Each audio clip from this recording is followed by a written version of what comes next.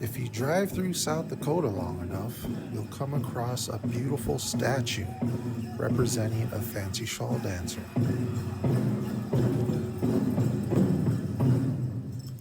But where did it come from? Who better to ask than a family with 4 generations of fancy shawl dancers? Madonna Thunderhawk, who passed it on to her daughter, Marcella Gilbert, who passed it on to her daughter, Chue Umani, who are all passing it on to Chue's 2 oldest, Happy and Ambo.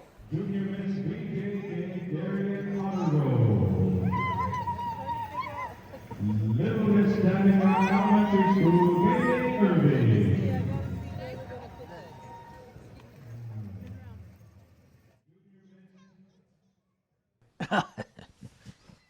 Well, that's a pretty story, isn't it? A legend. That's to me that's funny. What? What did you say? Because it's not, the shawl dance is not that old. I mean, it began in my lifetime. People who don't know about us want to hear the fantastic and the super sacred, but it's crap. It's a bunch of BS. We didn't get out there thinking they're gonna be looking like butterflies. They'd have laughed us out of there. Laughed us out of the arena.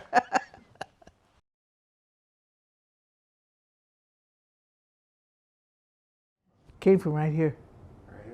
Right here on Cheyenne River Reservation. We just started, using more footwork. And at first it was just messing around, hanging out, just carrying on. I remember the first time this friend of mine, we were dancing like that and she spun around and everybody went, oh my God, did you see that? Oh, everybody was just appalled, But the fancy shawls with all the designs and everything, where did that start? It started with somebody that had enough guts to step out there and do it, and not many did. So Marcy, a lot of times she stepped out. She was the first one to do this, first one to do that, first one to wear this. Stylized them. There was always shawls, but you make something else out of it. You know what I mean? As a young person, and we were, bringing this new dance, taking ownership of it and creating it. Our style of dance, the fancy shawl, is a Northern Plains style of dress. Like I said, the leggings and moccasins, and then of course the cape. But all of that is Northern Plains style, and now it's pan-Indian. You see it everywhere, all over the world. Before the contest, the competition was between the dancer and the drum. It was so cool. I mean, because you really did get that drum beat in your body and in your heart. And so, I mean, it's on a different level. It's on a different level. Your intuition and the drum beat in your body and your heart, and you had to feel when you thought that drum was going to stop. And that was the challenge.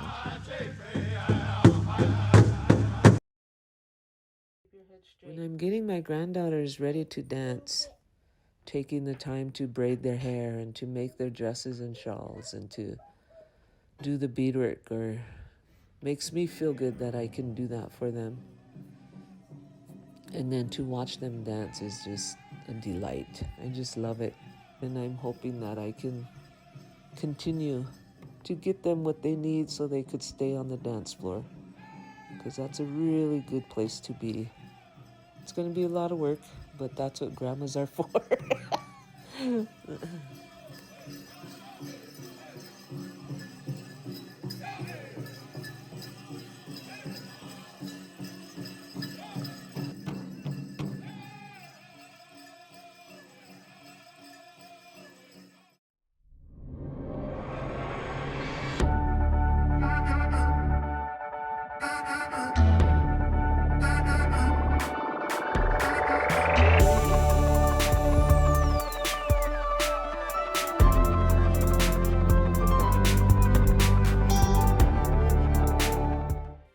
Postcards is made possible by the Minnesota Arts and Cultural Heritage Fund and the citizens of Minnesota.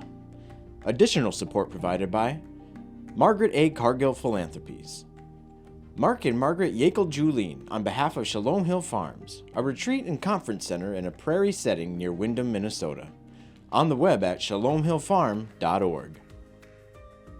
Alexandria, Minnesota, a year-round destination with hundreds of lakes, trails, and attractions for memorable vacations and events.